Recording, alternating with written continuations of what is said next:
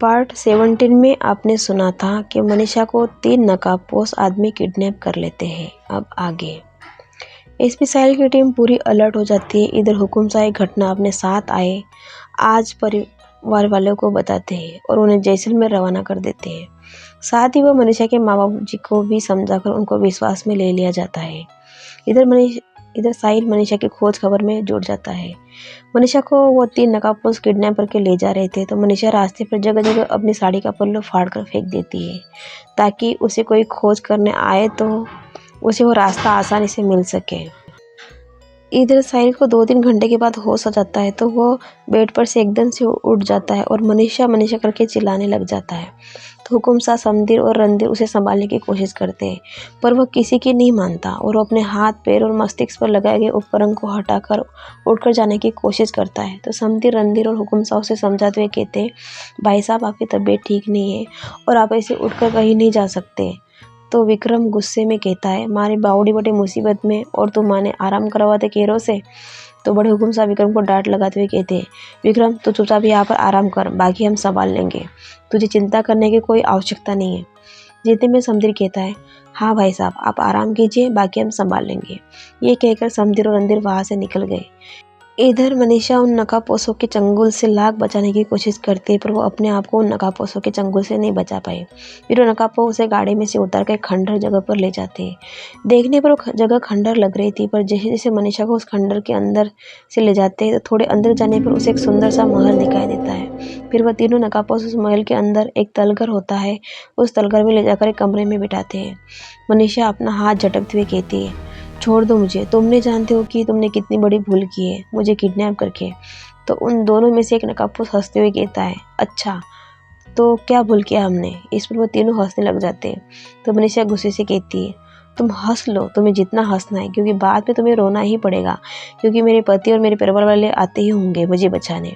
इस पर वापस से वो तीनों नकाबपोश जोर जोर से हंसने लग जाते हैं। तो उसमें से एक नकाबपोश कहता है, तुम्हारा पति तुम्हें बचाना आ रहा होगा, ऐसे तो तुम सपने में भी मत सोचना, क्योंकि जिस पति ने अपने बीवी को आधी रात को घर से बाहर निकाला हो और उसकी चिंता किए बिना उसे अकेला अनजान जगह पर छोड़ा हो, वो पति तुम्हें बचाने आ सकता है।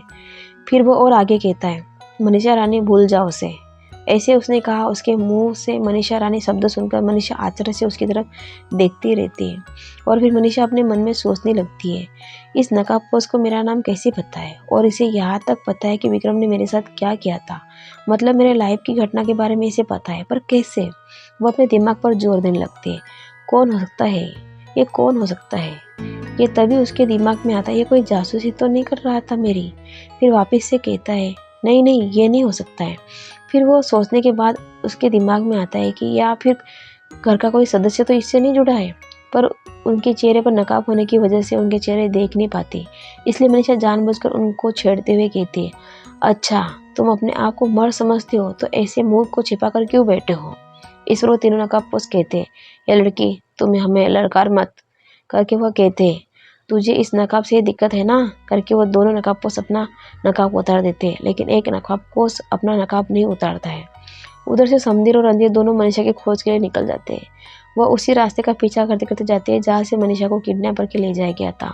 उस रास्ते से जाते समय उन्हें जगह जगह मनीषा की नीली साड़ी के टुकड़े दिखाई देते हैं और वो दोनों इसी साड़ी के टुकड़े के डायरेक्शन में जाने लगते हैं और जाते वक्त वो ये लोकेशन साहिल को शेयर करते हैं। तो साहिल को भी उस खंडहर तक का रास्ता खोजने में आसानी होती है।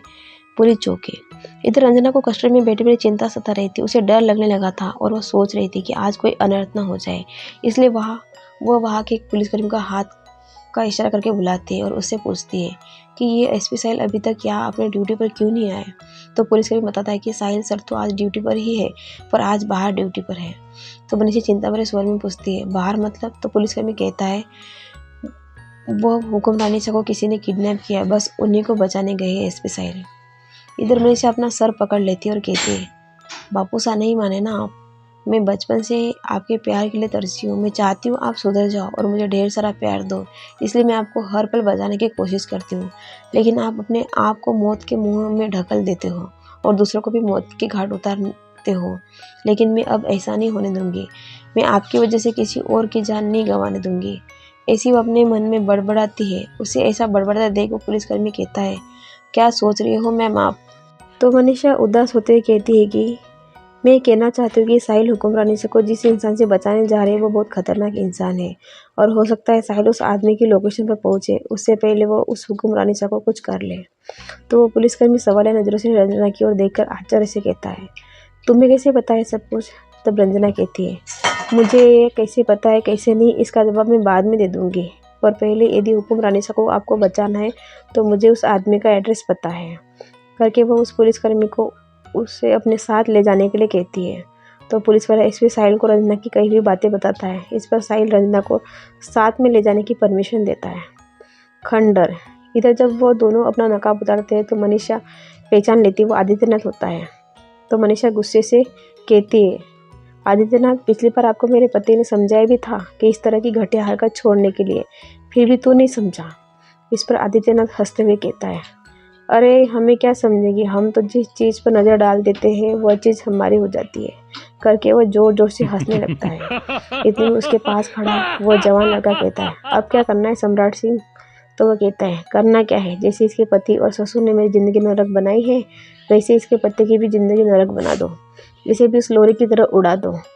तो इस पर वह जवान लड़का कहता है, काका सा ये क्या कह रहे हो आप, इतनी हसीन चीज़ को हम उड़ा ले? तोबा तोबा, ना ना ना, इससे हम तो शादी करना चाहते। इस पर वो आदित्यनाथ कहता है, अरे ये तीखी मिर्च तो मेरी है, मेरी पहले नज़र इस पर मेरी पड़ी थी, मेरी।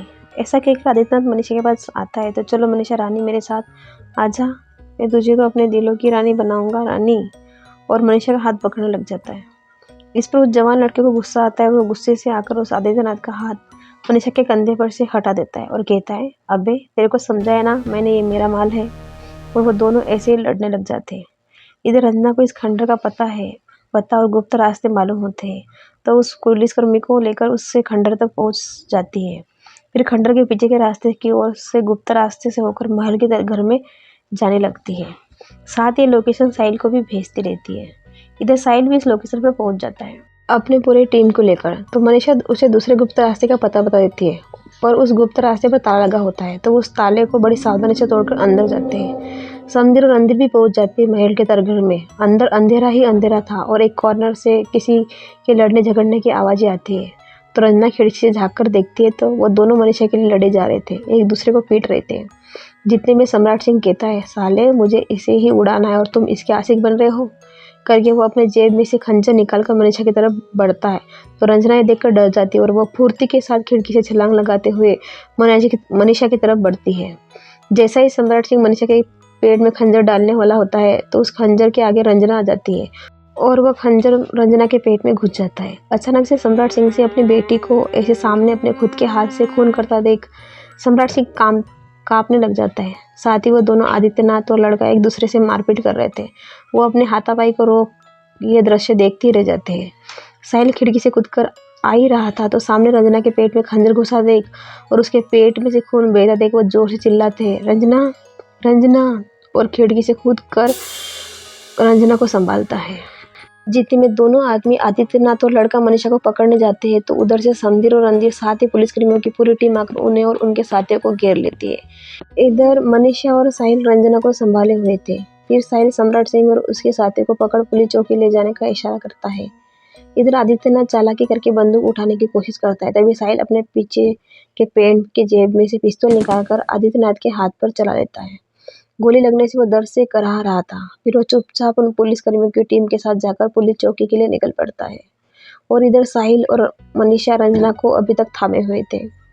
तभी साहिल रंजना को कहता है, ये क्या किया रंजू तुमने? तो रंजना अपने आंखों से आंसू बहाती हुई कहती है, मुझे माफ़ करना साहिल, अभी तक मैं बहुत बुरे काम किए हैं लेकिन तुमने मेरे आगे खोल दी। इतने में समंदर और रणधीर उन बदमाशों को गाड़ी में बैठाकर मनीषा को लेने के लिए आते हैं। तो सामने रंजना को ऐसे देख घबरा जाते हैं और वो पास जाकर कहते हैं, हमें अभी के अभी रंजना को अस्पताल ले जाना पड़ेगा, कि देखो कितना खून बह रहा है। तो मनीषा भी कहती है, हाँ चलो समंदर, तुम फटाफट अपनी गाड़ी लेकर आओ यहाँ। इस पर रंजना कहती है, नहीं छोटी हुक्मरानी साहब, मुझे नहीं जाना हॉस्पिटल, मुझे मरने दीजिए। तभी साहिल चिंता भरे स्वर में कहता है, तुम पागल हो गए क्या? तुम्हें क्यों मरना है? और तुम्हें कुछ हो गया तो मेरा क्या होगा? साहिल के ऐसे कहने पर समंदर और रणधीर उसे आश्चर्य से देखते हैं, पर वो साहिल के बातों पर गौर करने की बजाय अभी फटाफट रंजना का इलाज करना जरूरी समझते हैं। और समंदर जाकर अपनी गाड़ी लेकर आता है और रंजना को गाड़ी में बिठाया जाता है। साथ ही मनीषा भी उसके साथ बैठ जाती है।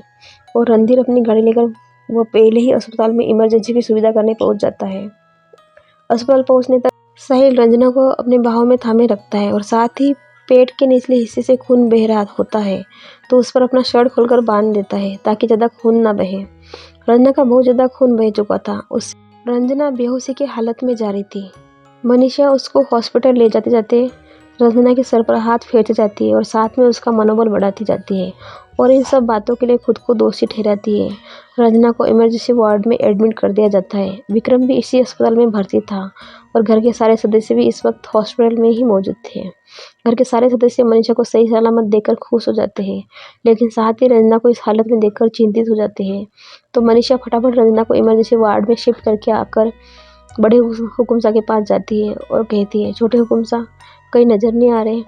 मनीषा को विक्रम के बारे में कुछ पता नहीं होता है क्योंकि किसी के द्वारा उसे बताया नहीं गया था। तो बड़े हुकुम साहब सारे विक्रम के साथ घड़ी घटना मनीषा को बताते हैं। बड़े हुकुम साहब के मुंह से ऐसी बातें सुनकर तो मनीषा हक्का-बक्का ही रह जाती है और उसकी आंखों से झरझर आंसू बहने लगते हैं। तब बड़े हुकुम साहब मनीषा के सर पर प्यार से हाथ फेरते हुए कहते हैं, अब डरने की कोई आवश्यकता नहीं है, विक्रम अब खतरे से बाहर है। और मनीषा को हाथ के इशारे से विक्रम के वार्ड की तरफ इशारा करते हैं। ये इशारा देखते ही मनीषा दौड़ते हुए विक्रम के वार्ड में जा पहुंचती है तो आगे विक्रम को वेंटिलेटर पर लेटा हुआ देखती है और विक्रम की आंखें बंद होती है। जैसे ही मनीषा वार्ड के दरवाजे से अंदर एंटर होती है, विक्रम धीरे से अपनी लड़खड़ाती जुबान से कहता है, आ गए मारे बावड़े। तो मनीषा सीधी जाकर विक्रम के सीने से लग जाती है और रोते हुए कहती है, विक्रम मुझे माफ़ कर दो। वह सिर्फ में मजाक ऐसे कह ही रही होती है कि जितने में विक्रम उसके होठों पर अपनी उंगलियां रख देता है और कहता है, बावड़े पुरानी बातें ने छोड़, अब हम नए सिरे से ज़िंदगी जिएंगे। तो मनीषा विक्रम की आंखों में देखकर एक प्यारी सी स्माइल करती है तो विक्रम भी स्माइल देकर कहता है, ये हुई ना बात। फिर मनीषा छोटी बच्चों की तरह गुस्सा करते हुए कहती है, आप जल्दी से ठीक हो जाइए, फिर हम घर चलते हैं।